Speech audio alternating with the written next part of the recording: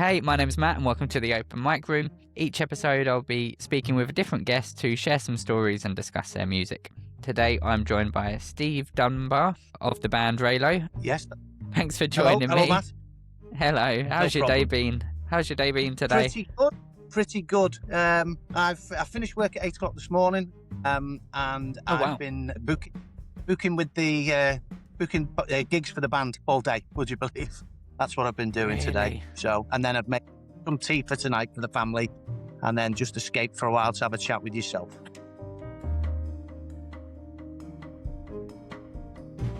Well, thank you very much. No problem. So there's a loose structure to the podcast. I like to structure it like a 3-song open mic. So to start things off, if we only heard one song from your band to sum you up, which one would that be? I would say I Feel the Speed. Okay, I had a feeling you might go for that because I saw on Spotify that is the most listened to one.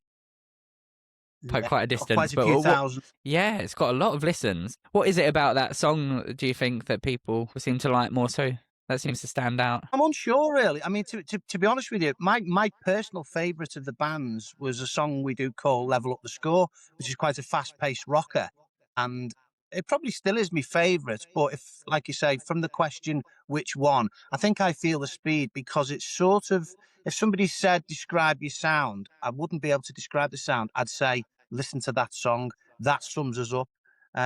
For what we stand for, basically, and it's difficult to describe, but in my head, that's how I hear the band. That's how we sound. I mean, when we got together, I said we sound like a cross between the Travelling Wilburys and Tom Petty and Dire Straits, and I think that song has got all those elements, so it goes along with the description that we've given ourselves, I think. Brilliant. They're 3 very good influences to have. Yeah. So for the first song, it would be I Feel the Speed. His next song is called I Feel the Speed.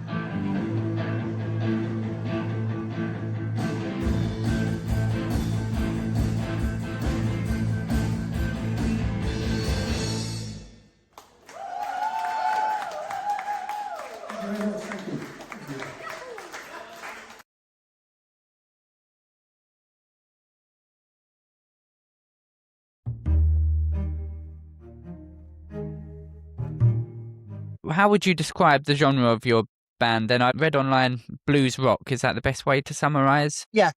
Original blues rock in the vein of those bands that are described, really, or a Yeah. mismatch of those. Probably the biggest influence I would say is Dire Straits, and that's based on our lead singer's sort of his favourite band. He plays like Mark Knopfler plays with just his fingers. We don't strive to copy them, but we strive to have that influence in the music and that guitar sound as well. You know, I would say it's blues rock, and I think Dire Straits come under that umbrella as well. So I think Mark Knopfler's inspired a lot of bands, hasn't he? absolutely, yeah. I think our singer tries Yes. to sing like him as Right. So you've got one album out so far called The Loner. yeah. Was that out last year? We released that on the 10th of April, in fact. Ah, so it's It very was recent. it's our first album come out. We did some recording in 2024, and basically we did enough. What we were going to do was an EP in 2024 November, I think it was. And then we lost our drummer. So it sort of put us back 6 months because we had to bring a new drummer in. And when we eventually got back to recording again, it was November last year. And it was a case of, look, let's start again. Let's do it again. Albeit the original drummers on 2 of the tracks, we've just remixed them. So we've got a drum sound that sounds like our current drummer, basically. So there's 2 tracks on this album that were recorded way back in 24. And when I say on this album, the vinyl version has 8 tracks, and the old drummer's not on that one. He's on the, as we've called it, the deluxe edition, which is the CD, and that has 3 extras. That includes those 2 extra plus one further track as well. Excellent.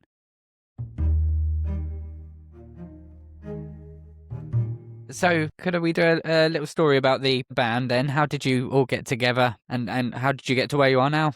Well, we've all been in bands before. Our lead singer and main songwriter James he's been in bands for years and years and years. He comes from Scotland. He's been in loads of bands up in Scotland. He has been writing a lot of material. He put an advert on a site called Join My Band, and I've been in 3 or 4 bands. All my bands have been put together by answering adverts on Join My Band. Right. And I answered an advert. He sent me some demos of the stuff he's been writing, and straight away I thought, that sounds like Dire Straits. So I said, yeah, I'm interested. I'm a guitar player. And I applied as a guitar player, a rhythm player. And then he said, okay, I'll find a drummer, I'll find a bass player, we'll set a date. And once we've got that, we'll book a room. He was struggling to find a bass player. And the date, he booked the room, he got a drummer, the date, and we said, we'll do it anyway. We'll go without a bass player. And I said, but there's no point us both playing guitar. I'll take a bass guitar. Now, I do a little bit of recording at home. I don't play bass guitar, or I didn't play bass guitar, let's say. So we turned up, the 3 of us in the room. I played bass. God knows how I got away with it, but I got away with it. They were quite impressed by my bass playing. As I say, I've just Wow. played what I thought was right, and it worked out for it. He said, okay, do you want to stay on bass? I said, yeah, it's a challenge for me, so I'll stay on bass. We'll get a guitar player in. He found a guitar player that lives in the same town as me, in Widnes, in Cheshire. And I picked him up. We're driving to the next rehearsal, and he said, I'm actually a bass player. And I said, well, I'm actually a guitar player. So we got to the room, we set up, we played. It worked really well, gelled really well. And it stayed that way, basically. It stayed as me on bass and Rob on rhythm guitar. So that was sort of way back in April 2023. We sort of rehearsed, I think, till about August from April. And our first gig was, we did an open mic night in a local place called Rainford, near St Helens. Played 3 songs there. It went down quite well. And basically, I mean, the music business, the way it is now, original bands really, really struggle. And having been in this band for 3 years doing original stuff, it is a struggle in terms of getting gigs. I've heard that. I mean, I've taken the reins. I'll be honest with you. I've taken the reins of this band, and I'm a bit of a bossy boots because previous bands have been in. It's been a bit lackadaisical, and I thought that's not going to happen with this one. We've got some decent players. Let's try and take it forward. So I've pushed and pushed and pushed, and we set a goal of I think it was 1 gig per month, which would be 12, obviously, a year. I think last year we completed about 36 gigs, which I know it's not a massive lot, but it's 3 times our goal. And remember, we're playing original material. And all people seem to want these days, including venues, because it's a money spinner, they want tribute bands and they want cover bands. And we stuck to our guns. And, we have to mither and badger people for gigs. But we've been successful today. We've managed to get 2, as I say. So we're averaging between 25 and 35 gigs a year. I think up to now this year, we've probably done about 7 or 8 with probably 8 or 9 booked up at the moment. I reckon we'll achieve about 25 this year. But going back to, we got to sort of November, we felt competent enough to go into the studio, that we knew the songs inside out. Go into the studio in November 24, record 4 or 5 tracks. Then the drummer sort of gets disillusioned. Ken will be about 72 now. He's been there, seen it, done it. He supported Thin Lizzy in 1971 when I was in Nappy, so he's been around the circuit. He got fed up. He got tired. Yeah, that was in Manchester, Strange Ways, before they were even famous, to be honest with you. That's how long ago it was. And he got disillusioned, but good on Ken. He said, look, until you get somebody else, I'll honour the gigs that we've got booked, which was great. And then we brought a young lad in, a young 34-year-old from Macedonia, fantastic drummer called Alex Georgievsky, unbelievable drummer. And no disrespect to Ken, but he came into the band and he gave us a big kick up the backside, a big injection for us to move forward, which we've done. And it's been brilliant. He's the same age as my son, to be honest with you, and I treat him like a son and he calls me dad. But he's a fabulous drummer, drummer. And we've just moved up and up and up. We had a fantastic year in April last year. As I say, fantastic year of gigs last year. He's so keen. He's so good. I work well with him as a bass player, and that's good because obviously the rhythm section is the basis of any band, and we work really, really well together. And we've just gone from strength to strength. We go out there. I mean, I've always been confident, to be honest with you. Some people call me egotistical, but I'm confident, but it's got to be right. And I really do push this band. I push it as much as I possibly can to get the best out of it, because there's some talent. I'll tell you, there is some talent. The songwriting, it's all done by James. Everything's written by James. And we're all competent songwriters, but we just haven't had the opportunity. We've been that busy to sit down in a rehearsal room and put something together as a band, because James is coming up with so much stuff. He's an absolute prolific writer, and the songs are catchy. They're very, very good. And we just haven't had that chance in 3 years to sit down and say, okay, what can we do as a band? The thing with that anyway, for me, is it may well take us off in a different direction, change the dynamics of the band. I'm quite happy to continue playing his stuff, because to me, it's fabulous and it suits the band, what we're doing and what he's writing, So there's no need for us to do that, although I think some of the other lads want to see, us achieve something as a band and write together, Want to put their touch on it. Yeah, exactly. What we have done as a band is obviously we've put our signatures on James's songs. If you go back and listen to the demos, and all the demos are actually on SoundCloud under the name Reillo. Okay. If you listen to those demos, the structure's the same, the sounds are the same, but it's us playing on this stuff as opposed to James doing. I think he plays guitar and bass and possibly some drum machine is on the demos. But you can hear the difference between those demos and what we do as a band. We've all put our own sort of stamp on the music, which is Reillo. It's what's become the band Reillo, Credit to you for getting so many gigs. I've heard about how difficult it is as a band to get gigs, and open mic nights just don't accommodate for bands, do they? It's easy to set up a PA for a guitar and a microphone, but the whole kit is difficult. But I feel like you're in the right place. You're in Liverpool, aren't you? Yes. So you're in as good a place as any in the country for finding gigs. How are you finding Liverpool? You say that. I think 20 years ago, yeah, we had some places to play, but it's like anywhere else in the country. Everybody sees Liverpool, especially with the Beatles and some of the stuff that's come out of Liverpool over the last 50, 60 years. They see it as the central hub of music. Yeah, there's a lot of talent in Liverpool still, and it's still coming out of Liverpool. The problem is, it's not like it was 20, 30 years ago. You could go to any pub and hear a rock band play. You go to the few places that are still open, because they're all closing in Liverpool like they are everywhere else. And all they want is tribute nights, and all they want is cover bands. And I get the reasoning behind that. It's not about the band. I mean, we could be the worst band in Liverpool. I can go knock on a pub door and say, can we play your pub next Saturday? And what you do? Well, we play our own stuff. Well, I've got to get people through the door. Well, listen, if I promise to bring 350 people, and they'll sign us up. It's about getting people through the door and for them to make money, because, as you know, they're probably not making much money on the beer these days. So it's all about getting people through the door and basically getting money. The problem we've got is I can't guarantee those numbers to anybody. We did an album release show on the day the album came out, and we managed to sell 25 tickets. Now, the majority of those were family and friends. And the reason behind that is we're not getting a following because we're not playing enough gigs, even though I say we're doing more than we intended to do from the start. But we're not building up a following because we're not getting gigs in the right places. Having said that, just to digress, we've just managed to book on what's going to be a great gig for us. It's basically a gig up in Blackpool next January. We're playing a blues, rock and rhythm festival, and they're done all over the country. And there's a lot of big names go onto those shows, and we've managed to bag a place on that. And that is a great. blues rock crowd. People who are blues rock go to see that type of music. So, and this will be the first time that we're playing a venue with people who are going to be a crowd that are going to see bands like us. So I'm hoping we'll gain a following from that, and obviously sell some of our CDs there as well, So it's a vicious circle, to answer the question, in that we're not playing enough gigs because the places won't put us on because of what we do. And they won't put us on because we haven't got enough following because we're not doing enough gigs. And it's just going round in circles, basically. But Right. we're not, I'm the oldest in the band. I don't mind telling you, I'm nearly 58. And we're all old apart from the drummer. We're not, it's not, for us, it's not about, I don't want a big hefty bank. Well, I do want a big bank account, but it's not about money. It's what I like to do. I would go out and play for free, but that's not the etiquette. You know what I mean? We don't want to be out of pocket. We'll play for we'll play for anything. We'll play for a pint of beer. We're not bothered. We love to play. We play well together as a band. Yes, it's great if we can go out every weekend and get £500-600 for the band, and that money would pay for recording. As it happened, when we did record, we'd built up enough money to pay for the recording last year. So we are making some money, but not enough to sort of put food on the table and things like that. So it's just a hobby for us, a little bit more serious than a hobby, let's say. We do take it seriously. We love what we do.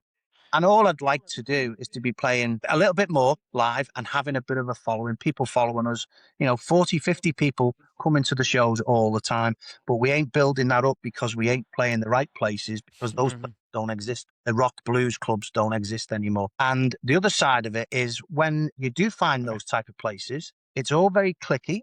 They've got a sort of a circulating number of bands, so you'll have 5 type of venues in an area. And on one night, you'll see that band there. And then the next night, they'll be playing there. And then they move along the line. And then they're back there again. And you can't break into that circuit. It's just a revolving circuit in 5 bands all the time. And you can't break into that. And of course, if we go and play this one in Blackpool next January and create a following, I can then say, look, let us come and play. We'll bring 40, 50 people, And that's where we're at the moment, trying to build a following. We've got to do it by whatever means, So yeah, that's where we're at the moment.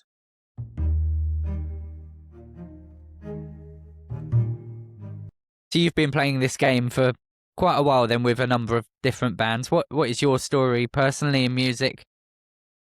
Well, I like the fact you were a guitarist, but now you picked up the bass. Well, going further back, a lot further back than that, when I was at school, I was actually a drummer, believe it or not. Okay. And I played for 5 years at school and left school, became a chef. Was quite busy doing that, and then changed to guitar. A guy called John Sykes he was in Tags of Pantang, Thin Lizzy, White Snake, recently died. It was his influence. I wanted to pick up a black Les Paul and play like him. Unfortunately, I didn't have long blonde hair.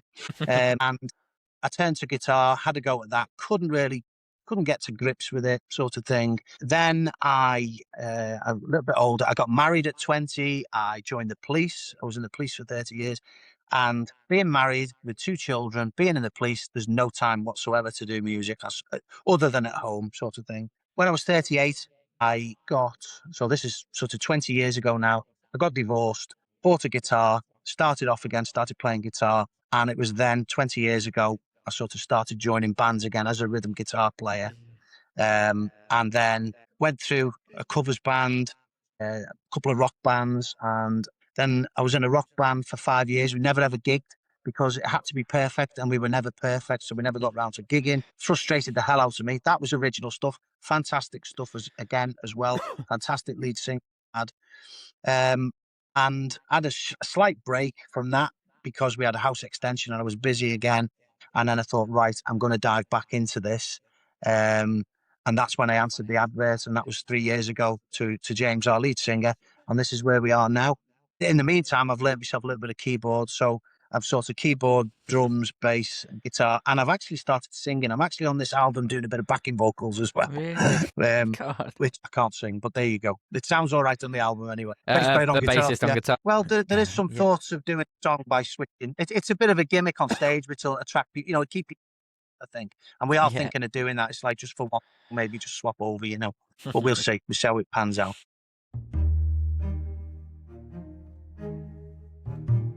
Okay, so we've covered one song of the 3-song set. For the middle song, I like to bring the tone down and ask you, which of your songs is the saddest? Have you got a song that was written during a tough time? Sort of an emotional song for the middle. Yeah, I mean, I would say probably The I would title say The track? Loner. The Loner, yeah. Yeah. It's I mean, to be honest with you, I take no notice of the lyrics. I have no idea what they mean and when they were, what they're about and what the influence was. But basically, The Loner is clearly about a guy on his own. No, but that is a slow. I mean, it does get upbeat. There's 2 parts to The Loner, where it starts off with vocals, and then we go into sort of a musical passage to finish, which it basically extends, and it shows the virtuosity of our guitar player, who's fantastic. And every time we play that song live at the gig, I'm overwhelmed, and I say to the crowd, come on, ladies and gentlemen, James Ollier on guitar, because he's phenomenal. Wow. He's really good. And believe it or not, just on that note, I was in the band for 18 months before I realised he didn't play with a plectrum. I didn't even know that he didn't play with a plectrum. He plays with his fingers. Everything he does, he plays with his fingers. And on the album, just the same. He doesn't use a plectrum. So he's a phenomenal guitar player. And for me, that's, you said sad. I would guess it's our saddest song, sort of thing. So yeah, I'd go for The Loner, I think. The Loner.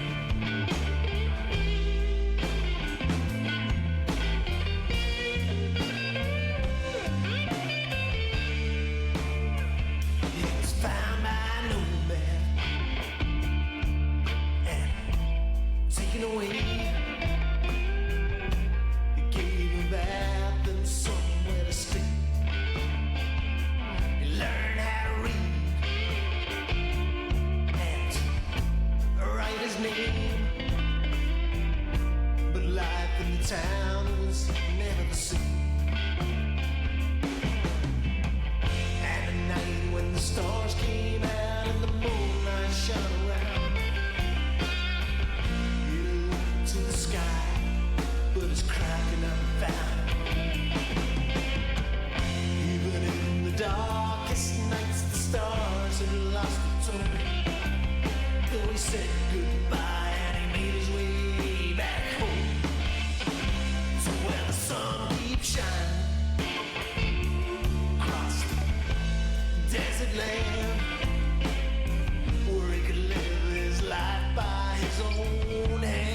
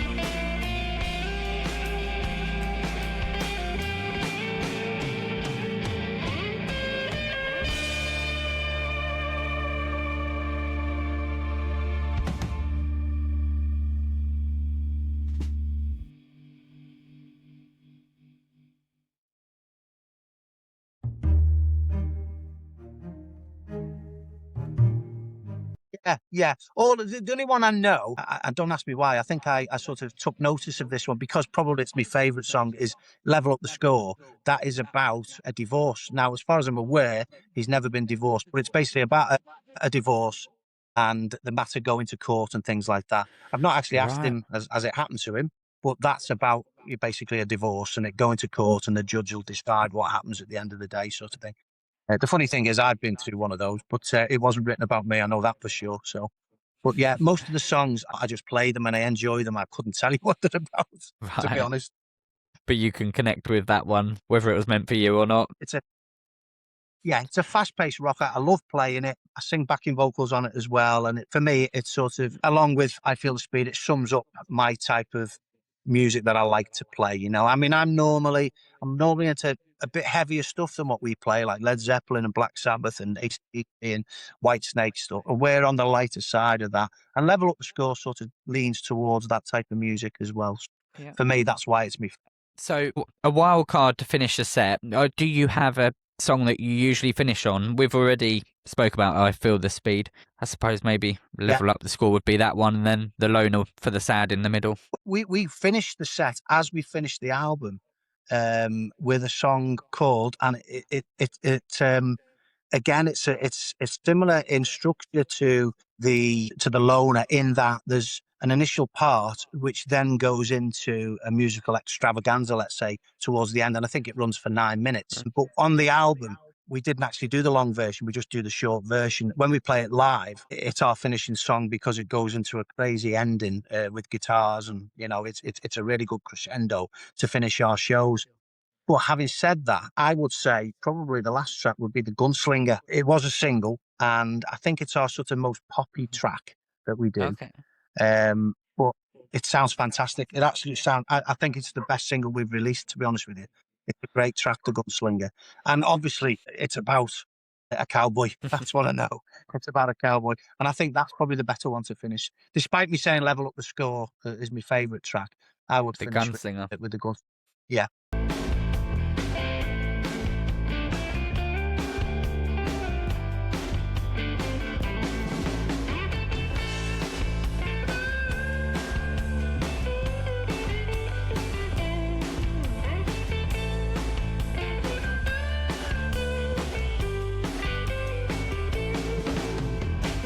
How did it all come to this? Staring down into my abyss, lying here in my own blood. The memories come with the flood.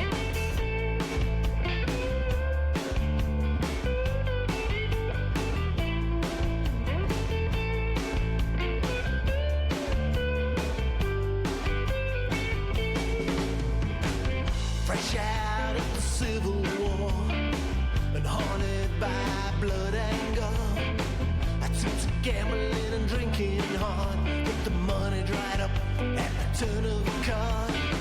But I was handy with a gun. I made mistakes and went on the run. I met you in a two-bit bar. I never knew it would go so far. But when you touched me, it seemed to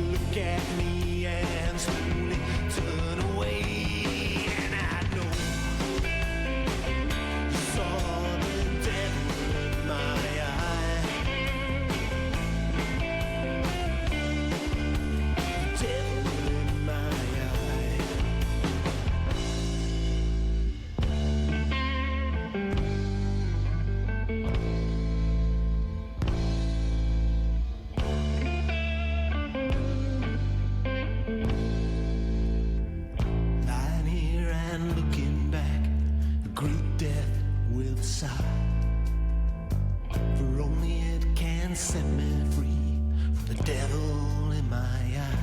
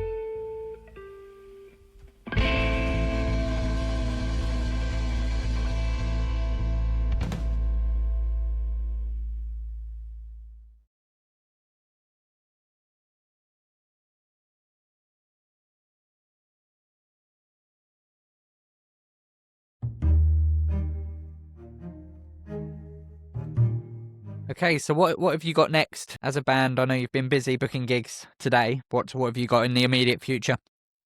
Right, we've got our drummer's gone home to visit family in Macedonia. He's away until early May. Our next gig was booked today. That's early June, 6th of June. And that is, you're going to ask me where it is now, aren't you? The 6th of June it's in Cheshire. It's in a pub we played a couple of years ago called the Cheshire Cheese. It's an outdoor stage. May was going to be sort of a bit of a rest. But what we'll do is, because we're going to revert back to the full set, which is 45 minutes. We've been doing the album the last couple of gigs, album, which is 55 minutes. So we're going to revert back to 2 45-minute sets for that. It's a full gig. So we're going to probably rehearse sort of late May time for that. That next gig for us will be the 6th of June. We've got nothing coming up in July at the moment, but it will come. And then August, I think we've got 3 gigs in August we've booked up. I'm actually promoting one on the 7th of August involving 3 other bands. One band, fantastic band called Stony and the Dogs, blues band. They're on with us. There's a band called Blackout Sun, who's got a guitar player in called Andy Johnson. He was going to be in Reillo. And then the first band on, it's their debut gig. That is a band called Inico, and they have a bass player who was in the band that I was in previously. So there's a link with all those bands with Reillo. So I'm setting that up. I'm promoting that one, and that's on the 7th of August. And we've got a couple later on in August, a couple of festivals we're doing. And then we haven't really looked beyond that, apart from October. We're supporting an Iggy Pop's tribute. They're called Iggy Pops with a Z on it, over in a place called Northwich. And then we sort of, if we can, we sort of have a rest sort of November and December. But if something comes up, we'll do it, particularly December, because it's quite lucrative around Christmas. And then we're on to the one that we're all looking forward to, this blues festival up in Blackpool in January. Yeah. So by the end of the year, I mean, we'll have done, if it stays as it is now, we'll have probably done about 15 shows. I anticipate we'll probably fit another 8 to 10 in between now and the end of the year, I would think. That's excellent. That's lots of opportunities to get your songs out there. Well, yeah, the other thing in between all of that, we've just recently discussed doing a second album, probably in November, because we've got enough material to do so. So the idea is to get that material up to the point where we're happy that we can go in, and because the album that we've done, The Lone, it was recorded live. We went into the studio and we did it in 2 days. We played it live in the studio. Very few takes of each song, a couple of fixes here and there. But the studio in Liverpool, they were quite amazed actually, because I had a meeting with the studio owner and he said, "What's your idea? What do you want to do?" And I told him, I said, "I just want to come in with the band, play live, capture us as live, because that's what we are, a live band. And what are you hoping to achieve on the day?" Because initially it was 1 day. I said, "Well, I hope to complete an album." And he laughed and he said, "Well, that's not possible. He said, you're going to need 2 days to record the basic tracks. He said, and probably another 2 days to start building on them. I said, no, I don't want to build tracks. I want to go in, play the songs live. And at the end of the song, if we're happy with it, then that's a take. We just do the vocals after. And that's how it happened. We did it. And he was quite amazed that we got through 8 songs in 2 days. We kept the third day for mixing and mastering and getting it ready. So it was basically done over 3 days, 2 days with us in the studio and 1 day with the guy who produced it for us doing his mixing and mastering. So over 3 days it was completed, and it's turned out quite good, we think. I like that. It shows that what you're hearing on the album is quite an accurate representation of what you would see if hearing you live. Yes, all the nuances that we've brought into the set. When we play live, everybody does a little thing differently, and it's added to that song. We've kept it in. Everything that you do live on stage, we did it in. So that's exactly what you're going to get if you go and see us live. That, obviously with a bit more ambience and stuff. But yeah, it's as live basically, without a crowd either side of each song.